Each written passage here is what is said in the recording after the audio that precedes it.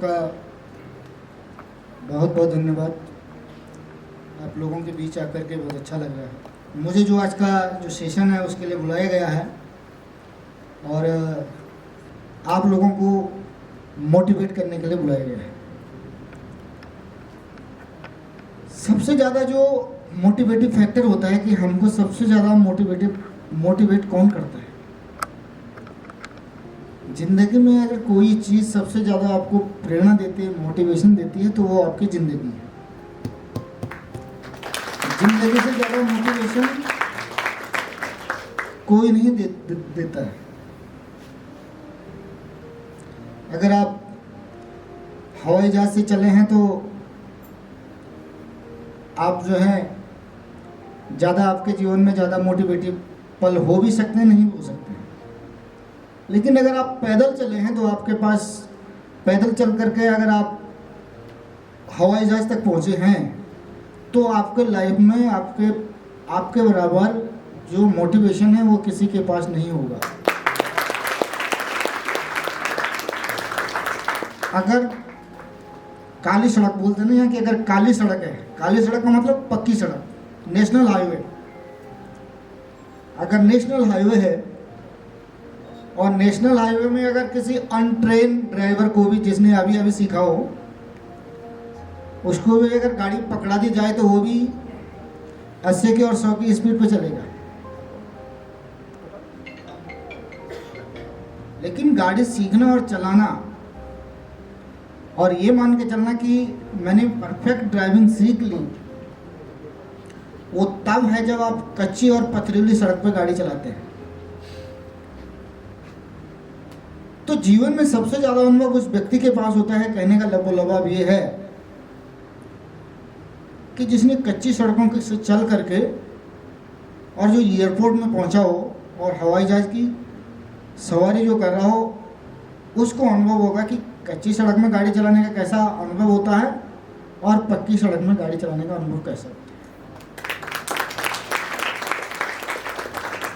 पक्की सड़क में तो गाड़ी कोई भी चला लेता है, लेकिन ड्राइविंग उसको माना जाता है जो ऊबड़ खाबड़ सड़कों में आपको सेफ जगह पर ले जाए। आज की तारीख में आज हम लोग काफ़ी एडवांस टेक्नोलॉजी के युग में हैं और सभी लोग काफ़ी एडवांस हैं। अगर आप चाहेंगे तो आपको प्रेरणा के लिए आपको गूगल में, आपको चैट जीपीटी में, आपको कई पुस्तकों में आपको बहुत सारी चीज़ें आपको मिल जाएंगी। लेकिन होता क्या है कि अगर कोई बहुत बढ़िया डॉक्टर है, सर्जन हो, फिजिशियन हो सकता है, जब वो खुद बीमार होता है तो खुद का इलाज नहीं करता, वो बोलता है यार कि उस डॉक्टर के पास मुझे जाना। होता है कि नहीं होता है? उसको भी डॉक्टर की जरूरत पड़ती है। नाई जो है दुनिया भर के लोगों के बाल काटता है। हाँ, और जब खुद की बाल काटने की नौबत आते है तो फिर तो दूसरे का ही सहारा लेना पड़ता है। यार कि मैं दूसरों के काटता हूँ लेकिन तो मेरे बाल काटते हैं। तो वही होता है कि दीपक तले अंधेरा। अपने लिए मोटिवेट करने के लिए किसी दूसरे का सहारा लेना पड़ता है। स्वयं को मोटिवेट करने के लिए दूसरे का सहारा लेना पड़ता है। दुनिया में जो भी चीज़ है, एवरीथिंग, वो सब मनुष्य के इस छोटे से दिमाग में है। और अगर आप चाहें तो कुछ भी कर सकते हैं लाइफ में। Everything is possible in this universe, nothing is impossible. ये जो हमारा माइंड होता है ये बहुत पावरफुल होता है, हम इसमें कुछ भी कर सकते हैं। लेकिन सिर्फ और सिर्फ होता है कि एक योग्य प्रेरक मिलने की, एक योग्य वातावरण मिलने की और एक योग्य गुरु के मिलने की।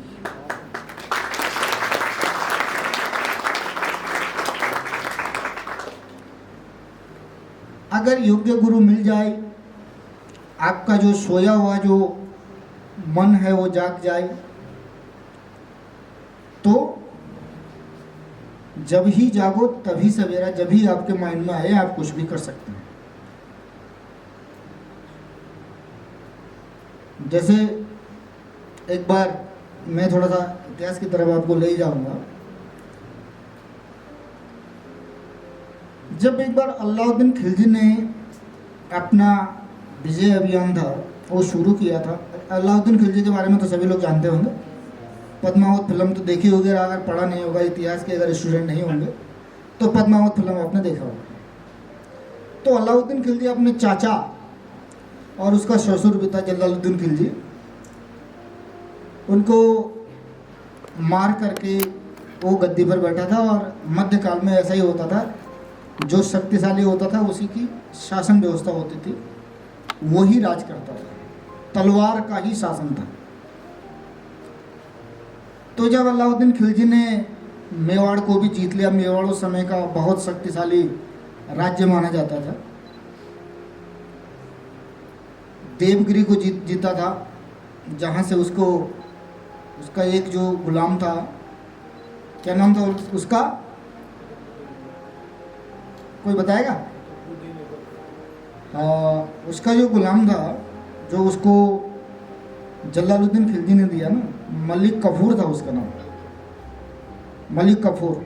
वो उसका सेनापति भी रहा बाद में। जो उसका, जब पद्मावत फिल्म अगर आपने देखा होगा तो उसने कहा मैं आपके लिए कुछ लाया हूँ, तो उसने उससे वो देवगिरी का जो प्रसिद्ध जो हीरा था वो निकाला और उसने उसको क्या दिया, मलिक कफूर दिया। तो मलिक कफूर बहुत ताकतवर था। उसके 2-3 सेनापति थे, जिसमें एक मलिक कफूर सबसे पहला था और दूसरा उलूग खां था, और 2 और थे, उनके नाम मुझे भी आज याद नहीं है, जबकि मैं स्टूडेंट हूँ इतिहास का। तो अलाउद्दीन ने कहा कि मैंने इतनी बड़ी विजय प्राप्त कर ली है। उसने अपने काजी को बुलाया। काजी जो है धर्म गुरु होता था और न्यायिक फैसले करता था, उलेमा, उनको बुलाया। उनसे बोला कि भाई मुझे कुछ नया करना चाहिए। तो उसने कहा कि भाई मैं सिकंदर की तरह विश्व विजयी कर लूँ, विश्व विजय के लिए चल पड़ूँ। तो उसके जो गुरु थे उन्होंने सुझाव दिया कि ऐसा है कि सिकंदर की तरह बनने के लिए अरस्तु जैसे गुरु भी होने चाहिए। तो जीवन में बहुत बड़ा फर्क पड़ता है आपके भविष्य पे, बहुत बड़ा फर्क पड़ता है आपके लाइफ पे, और बहुत बड़ा फर्क पड़ता है आपकी एम पे कि आपको कैसा गुरु मिला है। और गुरु का मतलब सिर्फ कॉलेज का गुरु नहीं होता है। गुरु आपके, अगर आप देखें तो दक्षिण भारत में जो मराठाओं के जो प्रसिद्ध हिंदू राजा हुए हैं, शिवाजी, तो उनकी जो गुरु थी वो उनकी माता थी, माता जीजाबाई। तो गुरु कोई भी हो सकता है, वो माँ हो सकती है, वो स्कूल के गुरु हो सकते हैं, वो कॉलेज के लेक्चरर हो सकते हैं, प्रोफेसर हो सकते हैं, कोई भी हो सकता है। तो कुछ काम करने के लिए किसी विशेष प्रेरणा का बड़ी आवश्यकता होती है। तो जब तक आपको एक अच्छा गुरु नहीं मिले, अगर सिकंदर को अरस्तु जैसा गुरु नहीं मिलता तो शायद वो विश्व विजय का जो उसका ख्याल था वो उसके दिमाग में नहीं आता। अब समुद्र के किनारे, हम कहाँ से चले थे? रामायण से चले थे। समुद्र के किनारे खड़े थे। अब ये पता नहीं था कि लंका कौन जाएगा।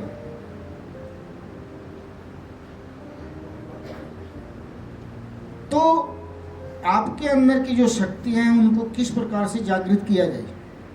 हमारे अंदर की जो शक्तियां हैं, जो ताकत है, हम क्या कर सकते हैं, उनको कैसे पहचाना जाए, ये एक अच्छा गुरु ही बता सकता है, एक अच्छा प्रेरक ही बता सकता है।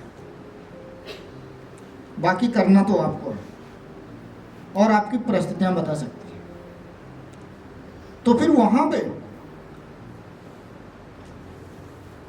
जामवंत ने हनुमान को याद दिलाया कि तेरे अंदर वो शक्तियां हैं कि तू समुद्र लांघ सकता है। और जब उसकी उसको प्रेरक प्रसंगों से, जामवंत ने हनुमान जी को प्रेरक प्रसंगों से उनके साहस को बढ़ाया बढ़ाया बढ़ाया, साहस को बढ़ाया, तो हनुमान जी ने ऐसी छलांग मारी कि 100 योजन का समुद्र लांघ करके लंका पहुंच गया।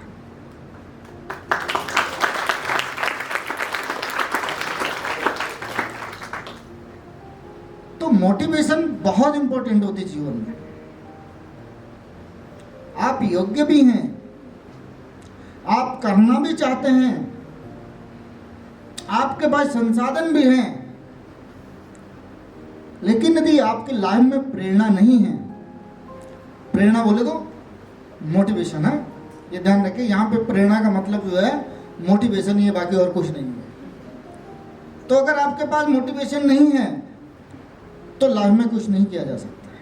करेंगे छोटा मोटा, लेकिन वो नहीं कर सकते हैं जो मैथिली शरण गुप्त जी ने कहा है ना कि ये तो पशु प्रवृत्ति है कि आप ही चरे, मनुष्य है वही कि जो मनुष्य के लिए मरे।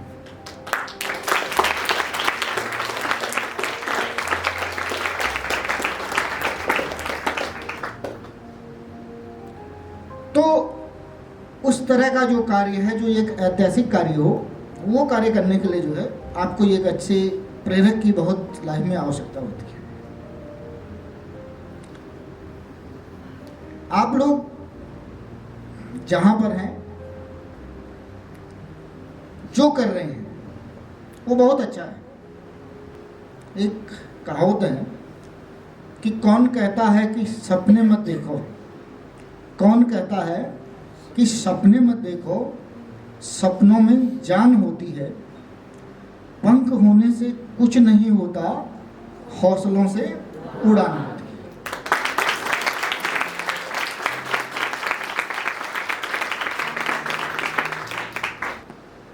तो मैं आप लोगों से, मेरा ये आप लोगों को एक सुझाव भी है, और this is my request, because you are child, छोटे हैं आप, यू आर नॉट मैच्योर।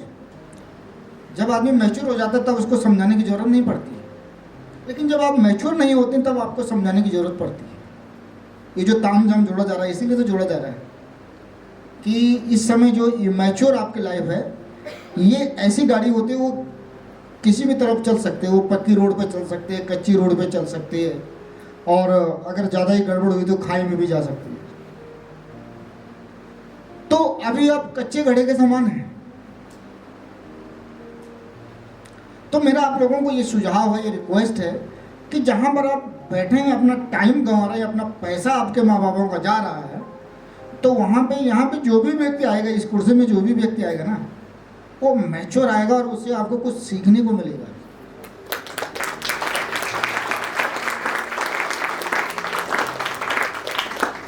क्योंकि यहां बैठने के लिए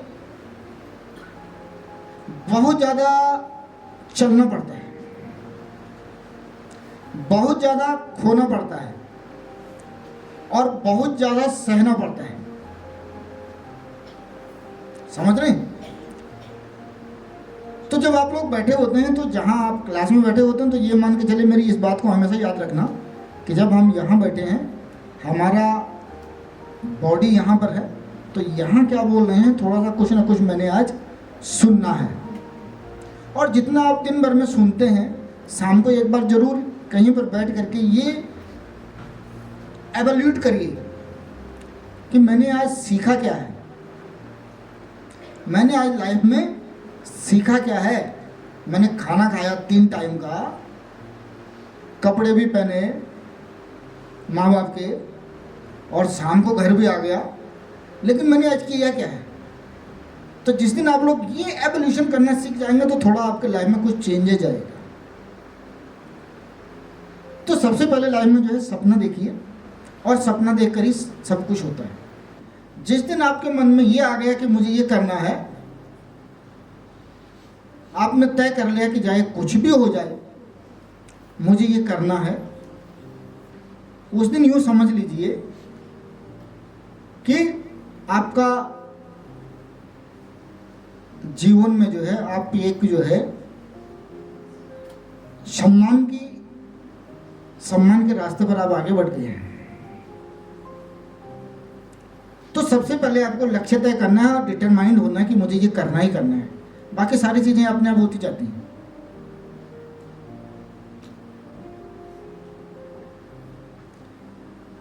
उसके बाद आपको अनुशासित जीवन बहुत जरूरी है। जिस दिन आपने अनुशासित जीवन जीना तय कर लिया है, उस दिन ये मान के चलो कि आपने 50% जीवन में जो आपकी मंजिल है, 50% सफलता आपको मिल गई है। अब 50% जो चीज़ें रह गई हैं वो प्रोसेस पर आपका टाइम लगेगा।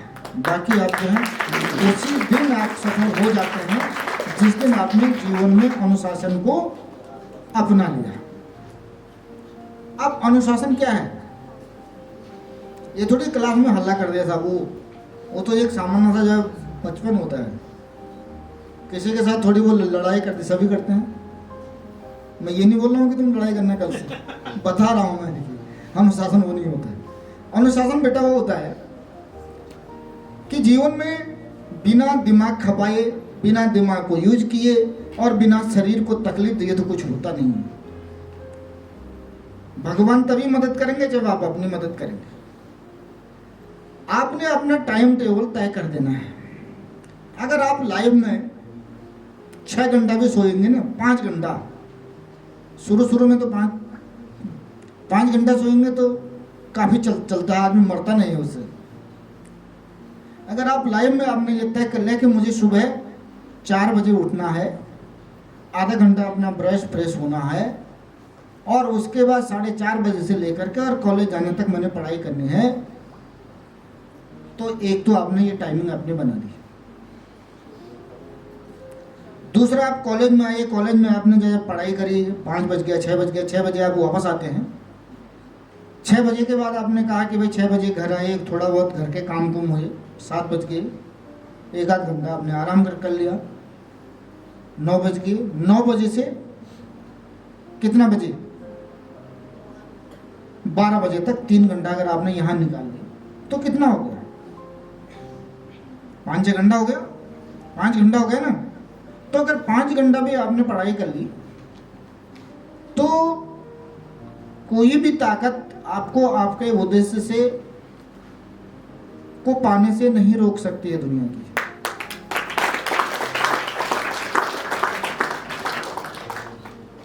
हम लोग बाहर देखते हैं ना, कबीरदास जी का एक दुआ है ना कि कस्तूरी कुंडल बसे मृग ढूंढे बनमाए, ऐसे घट घटी राम है कि दुनिया देखे नाई। मृग होता है, कस्तूरी होती है मृग में, तो उसकी खुशबू से जो है भागता रहता है, उसको ढूंढता है कि यार कहाँ है, लेकिन उसको ये पता नहीं होता कि मेरे ही पास है। तो कबीरदास जी ने तो दूसरे यूज में किया था, लेकिन मैं दूसरे एस्पेक्ट में उसको यूज कर रहा हूँ। सारी चीज़ हमारे पास है, ताकत हमारे पास है, प्लानिंग हमारे पास है, लेकिन हम बाहर ढूंढते रहते हैं। आपको सिर्फ जीवन में करना ये है, सारी चीज़ें हमारे पास होती हैं, हमको सिर्फ जागना है। एक अपना जो है टाइम फिक्स करना है, जो मैंने बताई आपको, डिसिप्लिन लाना है और एक प्लानिंग करनी है। उसके बाद जीवन में आपको आप कहीं भी जो है आप किसी भी मुकाम पर आप लोग पहुंच सकते हैं। अगर आपके पास डिसिप्लिन लाइफ जीने का आपको सलीका आ गया तो किसी भी उम्र में कहीं पर भी रह के आप कुछ भी कर सकते हैं। एक सिंपल से मैं आपको एक कहानी बताता हूं। 2007 में भारत और ऑस्ट्रेलिया का एक मैच हुआ, ठीक है।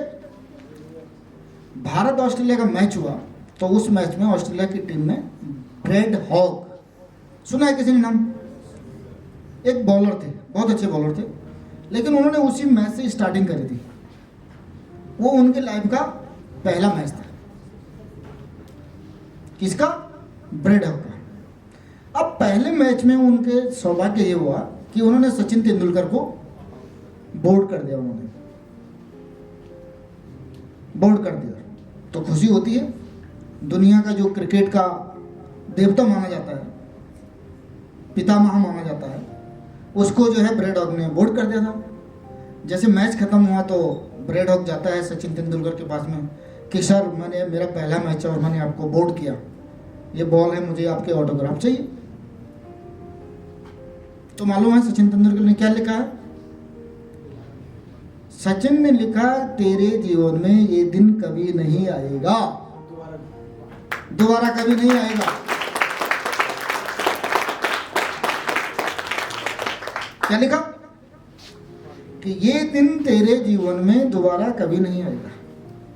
अब लिख तो दिया है, लिखने के लिए कुछ भी लिख दो, बोल दो कुछ भी, अब उसको सिद्ध करना है। बोल तो दिया कि नहीं आएगा, लेकिन उसको मेंटेन भी रखना है। लेकिन सचिन तेंदुलकर को ऐसे ही जो है विश्व का महान क्रिकेटर नहीं माना जाता है। उसके बाद 35 बार ब्रेड हॉग और सचिन तेंदुलकर आमने सामने आए।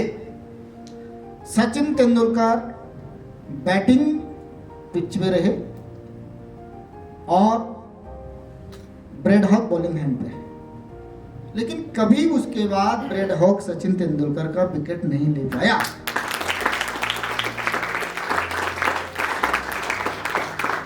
This is the great example of dedication.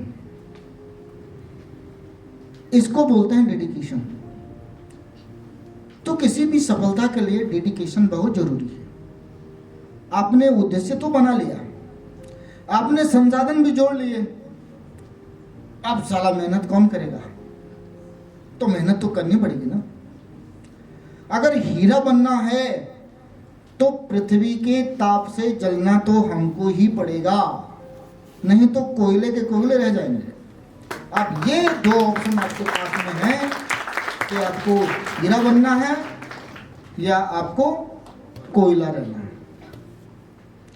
पसीना तो निकालना पड़ेगा।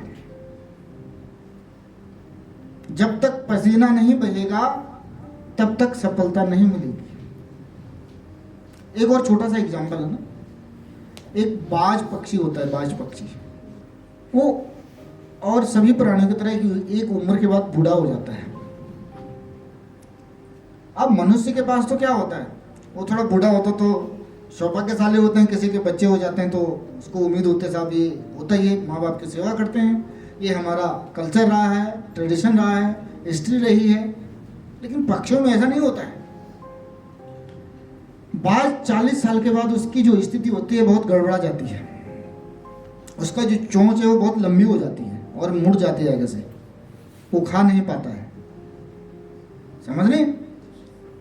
उसके जो पैर के पंजे होते हैं ना, वो नाखून भी मुड़ जाते हैं और वो शिकार करने की स्थिति में नहीं होता है। जब आप देखते हैं तो उदाहरण दिया जाता है दो चीज़ों का, या तो बाज का पंजा और या लेपर्ड का पंजा। जहाँ पंजा पड़ गया एक बार, वहाँ से कोई छूटने वाला नहीं है। कितना भी वजन वाला चीज़ है, अगर बाज का पंजा पड़ गया तो छूटेगा नहीं। तो 40 साल के बाद जो बाज की जो स्थिति होती है वो बड़ी दयनीय हो जाती है, वो कुछ कर नहीं पाता। अब उसके पास दो ऑप्शन होते हैं, या तो वो कहीं पे बैठ के अपने मृत्यु के दिन गिनता रहे, क्योंकि जब खाएगा नहीं, जब कुछ पकड़ नहीं पाएगा तो खाएगा क्या? अब पकड़ भी लिया तो चोंच तो टेढ़ी हो गई। ये हकीकत कहानी है, ये काल्पनिक कहानी नहीं है। तो बाज उस स्थिति में बाज क्या करता है, किसी ऊंची पहाड़ी पे जाता है और पहाड़ी पर ठोक ठोक करके जो है अपने चोंच को तोड़ता है। खून बहता है, चोंच टूटती है। फिर जो उसके पंख होते हैं, कुछ दिनों बाद उसके चोंच निकलती है, नई चोंच। फिर उससे अपने पंख खींचता है, जो पुराने जो वजनी जो पंख हो जाता है उनको खींचता है, उनको निकालता है, उनको तोड़ता है, फिर इंतजार करता है। और ये पूरे प्रक्रिया में उसके 3-4 महीने लग जाते हैं। 3-4 महीने के संघर्ष के बाद फिर उसकी नई चोंच आती है, नए पंख आते हैं और नए पंजे आते हैं, और फिर उसके बाद वो 30 साल और जीता है। लगभग 70 साल की उम्र होती है।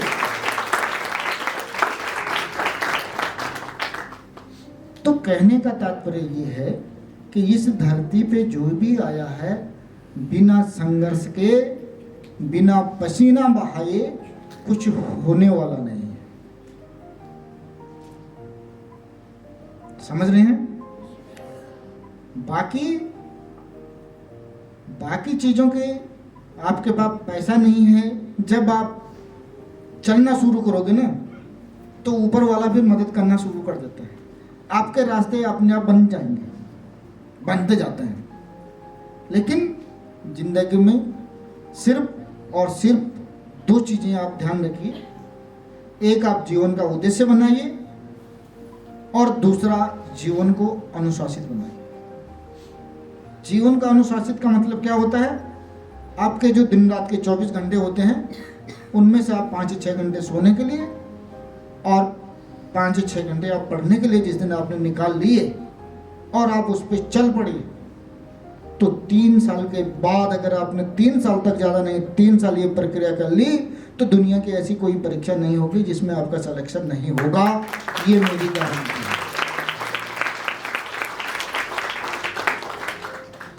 तो एक बार मैं आज का जो मेरा वक्तव्य है यहीं पे मैं इसको समाप्त करता हूँ और मैं आशा करता हूँ कि मैं आप लोगों को कुछ जीवन में सीखने लायक दे पाया हूँगा और उम्मीद करता हूँ कि आप इसका किसी न किसी पे कोई असर इसका जरूर पड़ेगा।